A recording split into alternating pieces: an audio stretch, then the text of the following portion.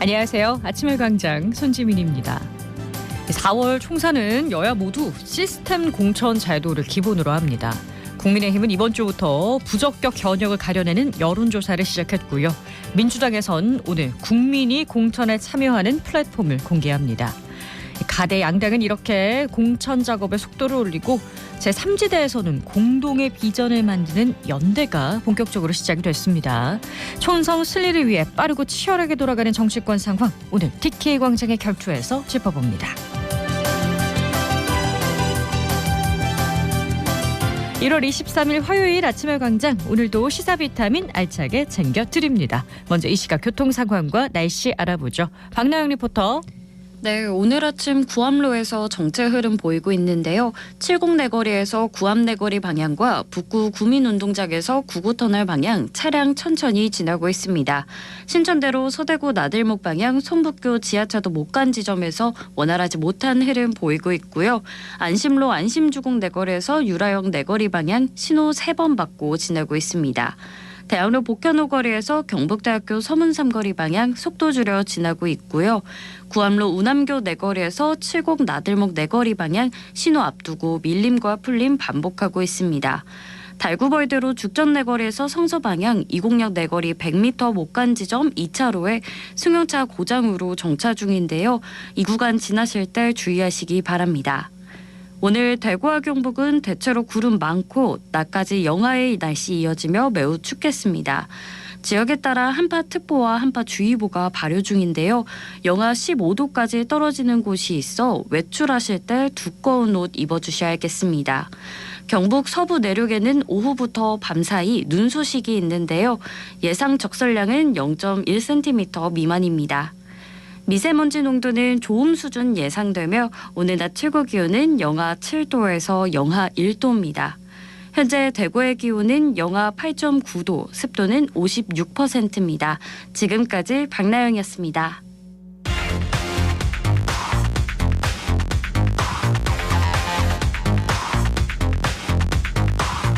빠르고 정확하게, 명쾌하고 날카롭게 대구 경북의 오늘을 보는 KBS 대구 아침의 광장과 함께하고 계십니다.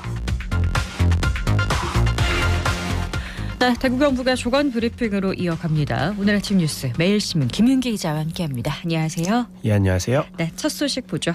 예, 혁신을 주도하는 비수도권 대학에 정부가 5년간 1,000억 원을 지원하는 2024년 글로컬 대학 사업이 본격적인 선정 절차에 들어갑니다.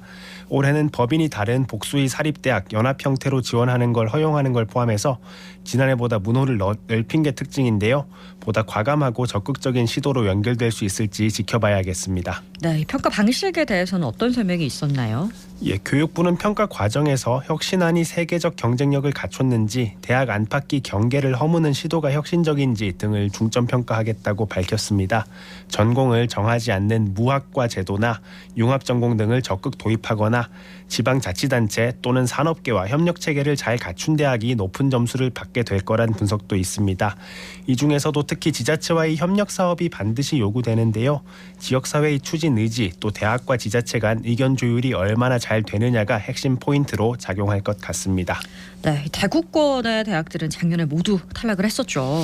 예, 지난해 본 지정에서 탈락한 대학이 자동으로 예비 지정 지위를 갖는 점도 지역 대학들에겐 고민거리인데요. 작년에 경북에서 3곳이 지정됐을 뿐 대구 지역 대학들은 전부 예비 지정 절차도 통과하지 못했기 때문입니다. 이 때문에 모든 대학이 공정한 기회를 부여받을 수 있도록 해달라는 목소리도 계속해서 나오고 있습니다. 네, 경쟁이 치열한데요. 올해는 지역 대학들이 전략을 잘 세워서 기대하는 결과가 나오길 바랍니다. 다음 소식은요. 예, 5년 뒤 개항을 목표로 하는 대구 경북 신공항이 조기 안착을 위해서 대구시가 현 대구공항이 국제노선 확대를 추진합니다. 대구시는 어제 간부회의에서 대구공항 노선 확대 추진 방안을 공유했는데요. 대구공항은 아직까지 코로나19 이전 수준이 국제선 노선을 확보하지 못해 고민이 있는 상황입니다. 지난해 말 기준으로 6개국 10개 노선이 주 166회 운행 중인데요. 개선이 이어지고 있지만 코로나19 유행 이전인 7개국 15개 노선 주 246편에 비하면 노선 다양성이나 운항 편수 모두 아직 확대 필요성이 큰 상황입니다. 네, 이 전략적인 접근이 필요하겠습니다. 대구시는 정기 노선을 지원하던 기존 방식에서 정책 노선에 취향하는 부정기 편의 지원을 확대하는 쪽으로 방향을 틀고 있습니다. 전세기인 부정기 편을 통해서 항공 수요가 높은 걸로 분석되면 정기 노선이 개설될 가능성이 커지기 때문인데요. 관련 기관이 의견 수렴을 거쳐 최종적으로 설정된 정책 노선은 모두 12개국 17개 노선으로 말레이시아 조호바루, 베트남 호치민, 중국 칭다오, 광저우 타이위안, 그리고 대만 가오슝, 필리핀 마닐라, 싱가포르 등입니다. 시는 앞서 공고를 내고 정책 노선을 개설하는 항공사에게 대구공항을 중심으로 반경 2,000km 이상 떨어진 지역에 주 2회 이상 취항하면 최대 3억 원, 이보다 가까운 거리는 최대 2억 원을 지원할 계획을 밝혔습니다. 네, 다음 소식 보죠. 대구시가 올해부터 아이돌봄 서비스를 이용하는 2자녀 이상 가구에 본인 부담금 10%를 추가 지원합니다. 아이돌봄 서비스는 2007년 시작됐는데요. 맞벌이 등으로 양육 공백이 발생하는 가정을 대상으로 아이돌봄이가 직접 집으로 찾아가는 사업입니다. 생후 3개월 이상 12세 이하 아동이 대상이고 낮 시간 동안 36개월 이하 영아를 돌보는 영아 종일제 서비스와 12세 이하 아동들에게 등하원 및 준비물 보조 등을 해주는 시간제 서비스 등으로 구분됩니다. 이 지원 확대로 2자녀 이상 가구의 적자는 보탬이 될 걸로 보입니다. 네, 대구시부터 아이 낳기 좋은 여건을 만드는 노력은 아주 좋은데요. 돌봄 인력 양성 체계도 선교육 후 채용 방식으로 변경되는 게 특징입니다. 지난해까지는 인력 채용 후에 교육을 이수했지만 올해부터는 누구나 교육을 받은 뒤 채용 공고가 뜨면 신청할 수 있도록 해서 접근성을 높이고 인력 공급도 확대하기로 했습니다. 대구시는 아이돌봄이 교육기관도 기존 달서구 가족센터 한 곳에서 대구 여성인력개발센터와 달구벌 여성인력개발센터 등 2곳을 추가해서 3곳까지 확대했습니다. 서비스 품질 향상은 물론이고 여성 일자리 창출 효과까지 기대되는 부분입니다. 네, 기대가 저 역시 되네요. 다음 소식 볼까요? 대구지검은 북구 대현동 이슬람 사원 공사 현장에서 차량으로 공사를 막은 목사와 공사에 찬성하는 사람을 온라인상에서 모욕한 사람, 또 공사를 막는 반대 주민을 밀친 인부들을 모두 약식 기소했다고 지난주 금요일에 밝혔습니다. 적용된 혐의는 각각 업무방해, 모욕, 폭행치상 등입니다. 이들이 정식 재판을 청구하지 않는다면 모두 벌금형이 확정될 걸로 보입니다. 검찰은 또 이 공사장 앞에 돼지머리 등을 갖다 둔 혐의로 검찰에 송치된 주민 2명에 대해서는 혐의가 없다며 불기소 처분했다고 밝혔습니다. 이 돼지머리로 인해서 공사 진행에 장애가 발생하지 않았다는 취지입니다. 네, 마지막 소식 볼까요? 앞산 고산골에 차량 130여 대를 주차할 수 있는 3층짜리 주차 빌딩이 최근 문을 열었습니다. 기존 고산골 공영주차장은 75대를 주차할 수 있는 규모였는데 2016년 고산골 공룡공원이 들어서고 앞삭 자락길 걷기 대회 같은 행사가 자주 열리면서 주차난을 빚어왔습니다. 남구청은 내달부터 주차장 정식 운영을 시작하는데요. 다음 달 18일까지는 주차장을 무료로 이용할 수 있습니다. 남구청은 추후 주차요금 무인정산 시스템과 엘리베이터 같은 편의시설도 추가할 계획입니다. 네, 더 많은 시민들이 찾게 될 수 있었으면 좋겠습니다. 오늘 아침 뉴스 매일신문 김윤기 기자였습니다. 고맙습니다. 감사합니다. 안진환 곱창골목에서 곱창 막창 장사를 하고 있는 우기입니다. 안진환 곱창골목의 회장님으로 최고 전성기를 만든 분이 아버지신데 곱창골목 서류 업무를 도와달라고 해서 하다 보니까 이제 곱창 업무를 배우게 되었고 온라인 판매 사업부터 해서 지금은 이제 조그만 배달 가게 그리고 현재 홀 있는 매장까지 준비를 하고 있습니다. 코로나가 생기기 1년 전에 배달 가게를 처음 오픈했었는데 코로나로 인해 가지고 저희 같은 경우에는 오색 주먹밥이나 일회용 손소독제 같은 것으로 마케팅 활동을 해서 굉장히 호황을 누렸었습니다. 요즘 배달 기사들이 외국인들이 많아지고 아기 엄마들이 벨 소리 때문에 굉장히 항의 전화가 많아가지고 저희가 스티커를 준비했습니다. 그래서 강아지 있는 집, 아기가 자고 있는 집들은 스티커의 그림을 통해서 외국인들도 판별하기 쉽게 했었고 이런 작은 부분까지 신경 쓰는 가게는 앞으로 건강하고 오래 장사해 주셔야 된다. 이런 리뷰들을 볼 때마다 저희는 힘이 나고 제가 10년 넘게 안진환 곱창골목을 관리했었는데 조금 변화가 필요한 부분들에 대해서 먼저 그 시스템을 도입하고 싶어서 안진환 곱창골목에서는 최초로 오픈 주방, 로봇 서빙기, 그리고 테이블 간격을 넓게 해서 고객님들이 동선을 편하게 한다거나 이런 여러 가지 시스템으로 쾌적한 환경에서 식사를 하실 수 있는 문화를 만들고 싶어서 많은 준비를 했습니다. 다른 분들이 흡수를 해서 같이 이런 시스템을 활용을 한다면 안진환 곱창골목이 제2의 전성기가 올 수 있지 않을까 하는 기대를 해봅니다.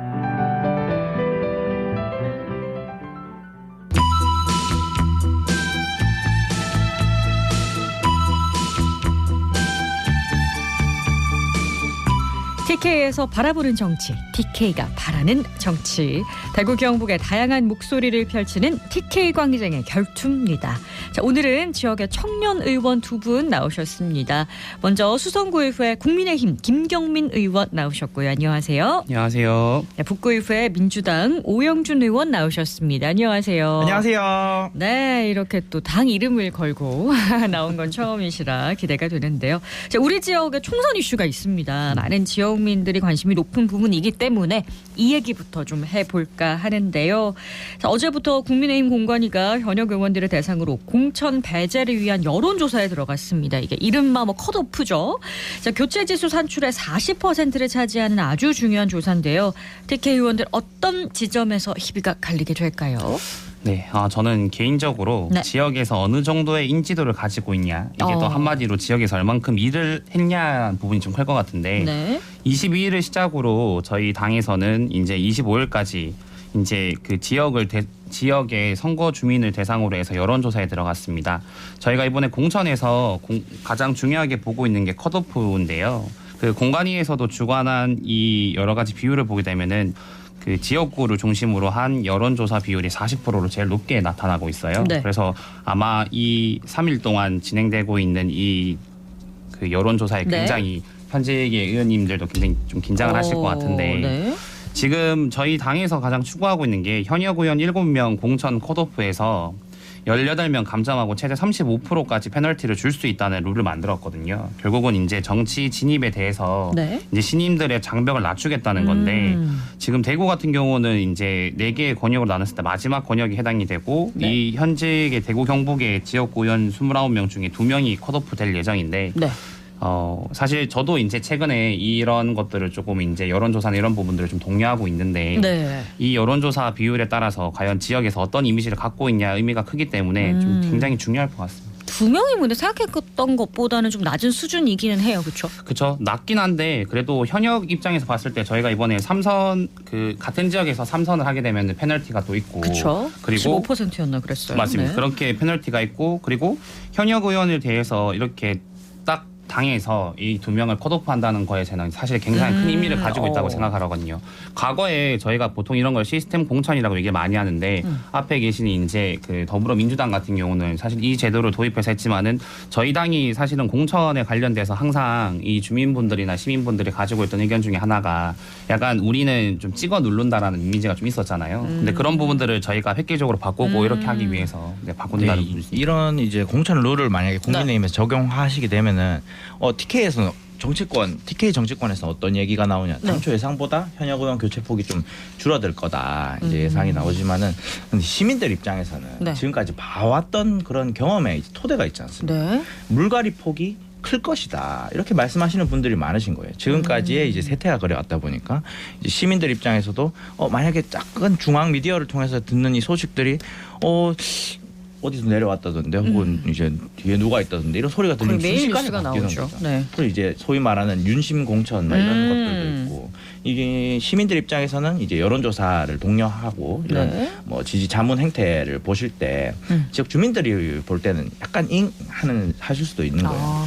여론조사 기관의 이 정교한 조사 방식이 사실은 그런 동료로 인해서 유의미한 수치의 변화가 생기긴 힘들거든요. 전화 오면 꼭 받아달라 이 네. 정도의 동료 가지고는 사실은 뭐 이제 그 경선을 해달라 이 메시지를 주는 건데, 주민들 입장에서는 그냥 홍보나 마케팅 정도로 지역 보는 민심을 거죠. 정확하게 짚어내기는 좀 한계가 있다, 이런 얘기를 해주셨습니다. 지난주에 국민의힘 의원총회가 열렸는데요. TK 의원들이 우리 지역 경선 방식에 좀 수정이 필요하다는 의견을 냈다고 해요. 그러니까 대구랑 경북의 여론조사에서 당신 비율을 좀 다르게 하자는 건데 왜 이런 얘기가 나왔을까요?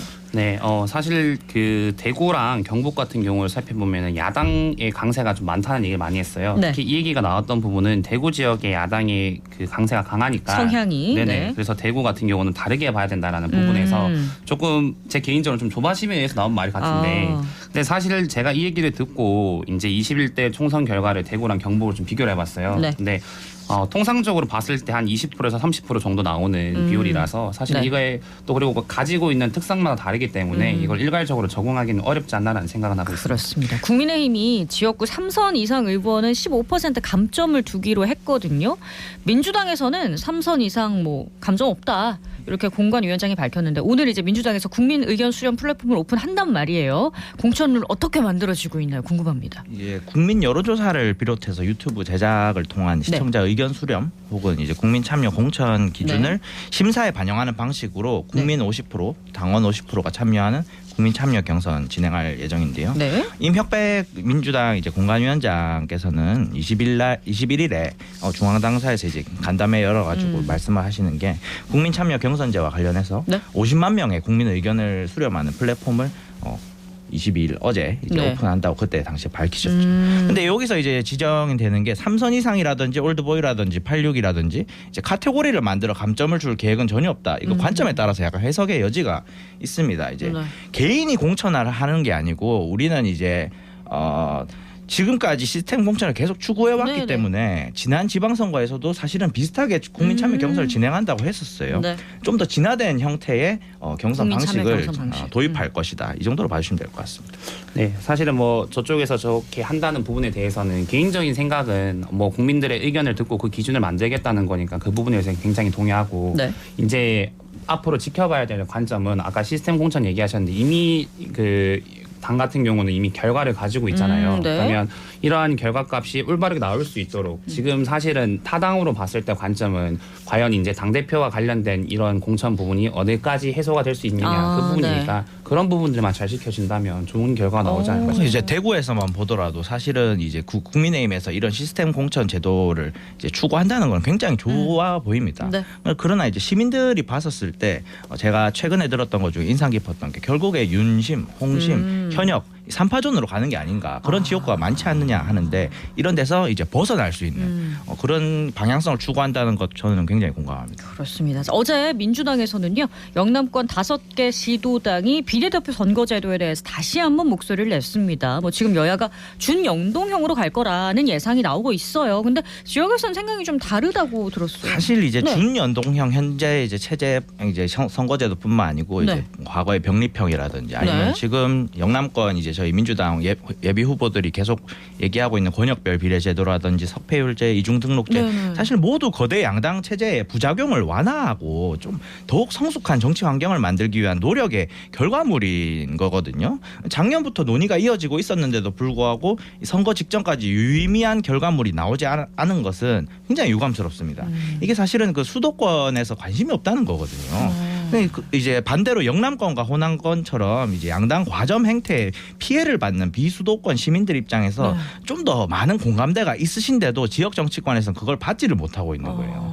누가 이제 이 문제를 해결하냐고 했었을 때 지역 정치권에서 단순히 다양한 계층, 사회적 약자를 대변하는 그런 계층이 더 많아질 수 있도록 우리가 양보해야 된다. 이런 차원이 아니고 최소한의 경쟁을 시켜달라. 우리 시민들을 위해서 지역을 위해서 그 결과 효용이 결국 지역과 시민들에게 돌아가기 때문에 저는 이러한 관점이 이제 영남과 호남의 각 당에서 경선이라도 시켜달라 얘기하는 그런 예비 후보들의 심정과 크게 다르지 않을 거라고 봅니다.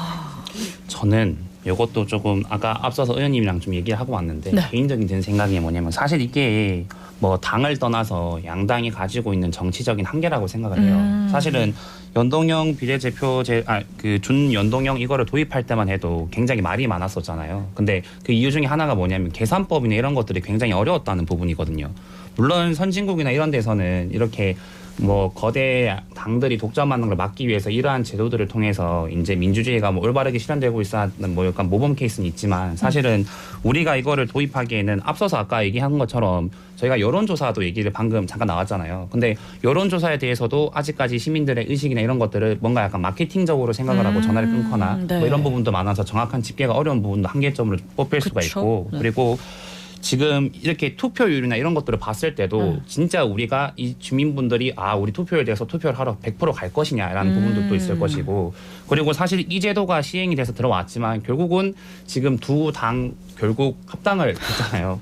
그런 결과를 냈을 때 사실은 이렇게 가져가면은 결국은 이거는 국민들한테 어떻게 보일 수밖에 없냐면 국회의원 수를 한 석이라도 더 가져가기 위한 어떻게 보면 야당 큰 당들의 거대 양당에 이게 의견을 좀 조율하는 그 과정이지 않을까. 그래서 이거는 조금 더 우리가 이런 제도를 계속 도입하기 전에는 네. 조금 우리가 뭔가 모범적으로 시범 케이를 할 수 있는 좀 그런 것들이나 아니면 우리가 좀 더 주민들의 의식이나 아니면 네. 여론조사 이런 기본 되는 것들을 더 끌어올릴 수 있는 역량이 필요하지 않을까라는 생각을 더불어서 그러니까 우리 지역민들 특히 TK와 부울경 수도권 말고요. 우리 지역 시민들의 이야기를 들을 수 있는 창구들이 조금 더 발달이 돼야 되지 않겠냐라는 아쉬움을 좀 진하게 가져봅니다.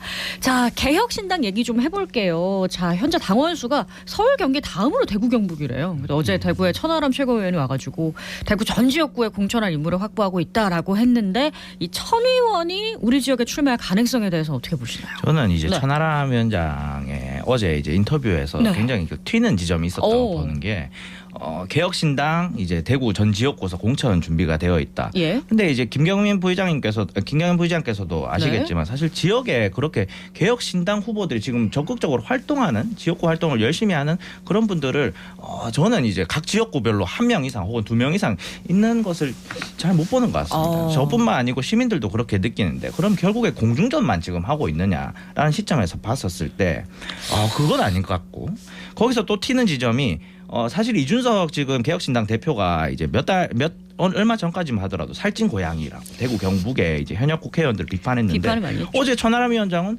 살찐 고양이 이제 그 정치적 감각이나 지성이 부족해서 비만 고양이 행태를 보이는 것이 아니다. 정치인의 행태는 어항의 물만 바뀌면 순식간에 변한다. 이게 사실 이준석 그 대표와 천하람 위원장의 말이 대치가 되는 거거든요. 저는 여기서 어떤 이제 메시지를 얻었냐면 국민의힘에서 공천 탈락하면 오시라 이렇게밖에 해석이 안 되는 거예요. 저는 대구 경북을 이렇게 바라본다는 것 자체도 굉장히 자존심이 상하는 문제라고 생각합니다. 저도 네 의견에 사실 공감하는 부분이 뭐냐면 개혁신당이라는 게 처음 나왔을 때 이준석 전 대표는 얘기했던 게 이 뭐 적폐를 격파하고 새로운 정치를 만들겠다는 거였잖아요. 근데 사실은 지역에 아까 말씀하신 것처럼 다 공천을 내겠다고 했는데 지역에 활동하시는 분이 사실 없어요. 특히 이제 저 같은 경우는 수성못을 지역구로 두고 있는데 수성못에 저번 1월 달에 한번 그 당원들을 모은다고 와가지고 했던 적이 있었는데 그때도 생각보다 반응은 없었거든요. 그 말은 뭐냐면 대구 경북에 있는 분들도 이 이런 정치에 대한 개혁이나 이런 것들은 원하지만은 실제로 그거를 안 하고 있기 때문에 오히려 지금 개혁신당이 뭐 거대 양당을 떠나서 새로운 정치 형태를 만들겠다고 하지만 정작 그 형태는 보이지 않고 그냥 공중전밖에 하고 있지 않다고 생각하거든요. 대단히 새로운 어젠다를 들고 온다고 이제 생각하시겠지만 개혁신당 입장에서는 사실 대구 시민, 경북 시민들 입장에서는 바른미래당을 경험한 지 10년이 채 되지 않았어요.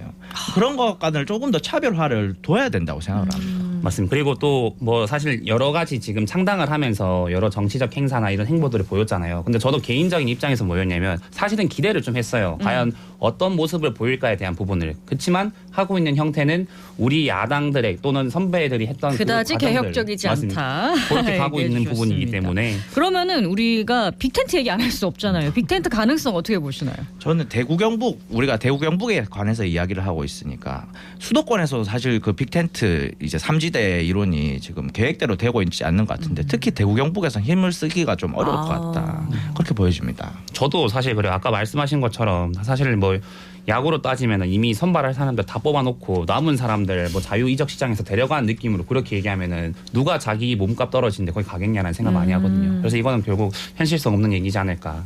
네. 자, 주말 지나면서 정치권의 뜨거운 이슈가 당정 관계인데다가 지난 주말에 뉴스 많이 보셨을 거예요. 한동훈 위원장이 대통령실의 사퇴 요구를 일축했습니다. 근데 비대위원장 낙점된 지가 한 달밖에 안 됐거든요. 왜 이런 일이 벌어졌는지 앞으로의 상황 어떻게 전개될지 예상 한번 해볼까요? 참 이게 어려운 얘기인 것 같은데 사실은 개인적인 생각에서는 아무래도 조금 총선을 앞두고 있고 그리고 저희 같은 경우는 사실은 당대표 얘기도 있고 좀 여러 이슈가 많았잖아요. 그렇죠. 그러다 보니까 이런 민감한 내용에 대해서 이 누가 과연 이 조타수로 잡고 갈 것이냐 부분이 좀 있다 보니까 약간 그런 얘기가 나온 것 같은데 앞으로 사실 생각드는 부분은 한대 위원장님께서 그 거치에 대한 입장을 밝힌 것처럼 아마 그렇게 가겠죠. 근데 지금 제가 보는 관점은 과연 이러한 맥락이 우리 당은 통합에서 길로 가야 되는데 과연 어디까지 갈등의 양상이 이어질 것인가에 좀 봐야 할 것 같은데 결국은 지금 우리 당에 있는 현역 의원님들이나 또는 중진에 계신 분들의 좀 역할이 많이 필요하지 않을까라는 생각은 합니다. 결국에 신뢰의 문제라고 생각을 합니다. 이게 자연인으로서의 김건희 여사에게 사과를 바라는 게 아니고 시민들 입장에서 영부인이라는 공인에게 사과를 바라는 거거든요. 그런데 거기다가 사법적 잣대를 들이대서 증거가 굉장히 불법적인 뭐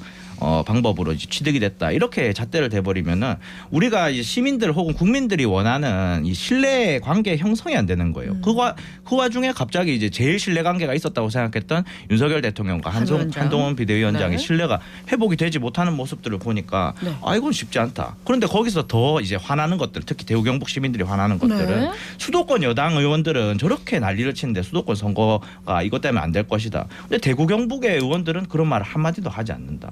그럼 수도권 선거만 중요하고 대구 경북의 선거는 안 중요하냐? 저는 이렇게 비춰질 수 있다고 보는 거죠. 그러니까 이제 현재는 사공이 많은 상황인가요? 개인적으로는 네. 사실은 말씀하신 것처럼 문제는 맞을 수 있을 것 같아요. 왜냐하면 국민적인 신뢰에 대한 부분이 크니까. 네. 그렇지만 우리가 이 선례를 잘못 남기면 안 된다는 입장에서 굉장히 신중한 게 뭐냐면 네. 사실은 저희가 정치적인 이슈에서 봤을 때 물론 잘못을 하는 행위에 대해서 어떠한 결과값을 내는 처분에 대해서는 굉장히 중요하지만 그 과정과 결과값은 연결돼 있는 거거든요. 그러니까 그렇습니다. 결과값이 중요한 것만이 아니고 그 결과값을 돌출하기 위해 어떤 과정을 갈 것이냐. 근데 그 부분에 대해서 선례를 잘못 만들어 놓으면은 아까 뭐 사법적 리스크 말씀하신 것처럼 네, 선례에 대한 압박이 네네, 있는 그런 것들을 좀 상황이군요. 잘 만들어서 마무리가 돼야 될 것 그렇습니다. 같습니다. 오영준 의원 말처럼 신뢰를 회복하는 게 가장 중요할 것 같습니다. 우리 TK 광장의 결투 북구의회 오영준 의원, 수성구의회 김경민 부의장 두 분과 함께했습니다. 오늘 고맙습니다. 감사합니다. 감사합니다. 네, 오늘 바람이 굉장히 많이 불어서요. 안 그래도 기온이 뚝 떨어졌는데 체감 기온은 아주 낮다고 합니다. 이 최강 한파가요. 주 후반까지 길게 이어진다고 하니까 한랭 질환에 대비 잘 하셔야겠습니다. 1월 23일 아침에 광장이 준비한 소식은 여기까지입니다. 오늘도 고맙습니다.